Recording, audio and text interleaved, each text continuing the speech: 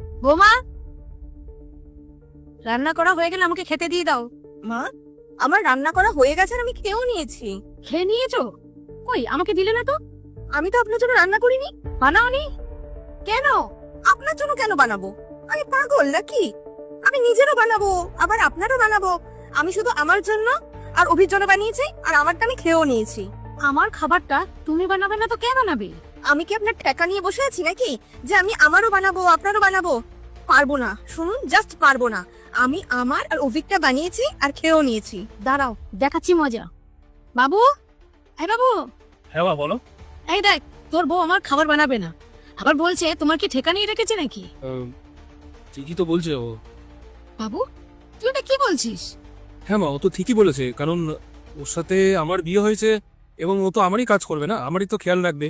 আর তাছাড়া ও আমার সবকিছুই খেয়াল করে, সবকিছুই লক্ষ্য করে, আর ওর কাজে আমি যথেষ্ট খুশি। আর তাছাড়া ও তো এখানে তোমার কাজ করার জন্য আসেনি। তোমার কাজের জন্য আমি ওকে কিছু বলতে পারবো না। তোমরা নিজেদের মধ্যে দেখে নাও কি করবে। তোকে এই দিনটা দেখার জন্য আমি জন্ম দিয়েছি। ছোটবেলা থেকে খাইয়ে পড়িয়ে বড় করে মানুষ করলাম, তারপরে বিয়ে দিলাম, আর এই সংসারে সব কাজ করবো এখন আমি?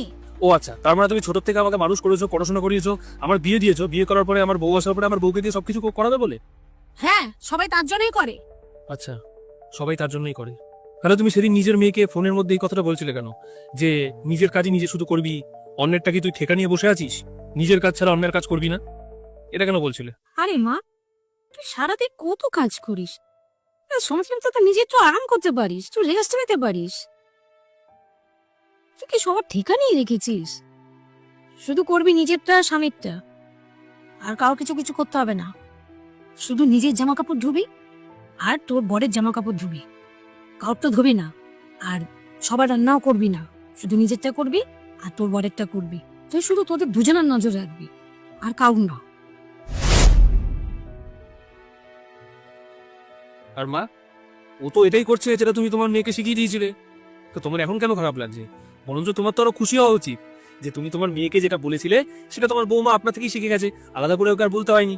দেখ বাবু, মেয়েকে তো আমি এমনি বলছিলাম, তাছাড়া ঘরের বউকে কি এরকম পরামর্শ দেওয়া যায় নাকি বল?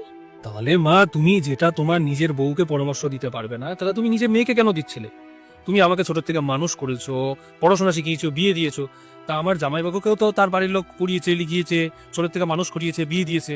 তা ওনারাও চায় যাতে ওনারা দুই বেলা খাওয়ার ঠিক টাইম মতন যাতে পেয়ে যায়। আমি বুঝি না আজকালকার ঘরের বাবা মারা এটা কেন মনে করে যে আমার নিজের মেয়ে শ্বশুর বাড়িতে যাতে রানীর মতন থাকে, আর আমাদের ঘরে যে বউ আসবে তাকে আমরা চাকরের মতন খাটিয়ে যাবো সারাদিন, এক একটা কাজ তাকে দিয়ে করাবো। বাবু, আমায় ক্ষমা করে দে।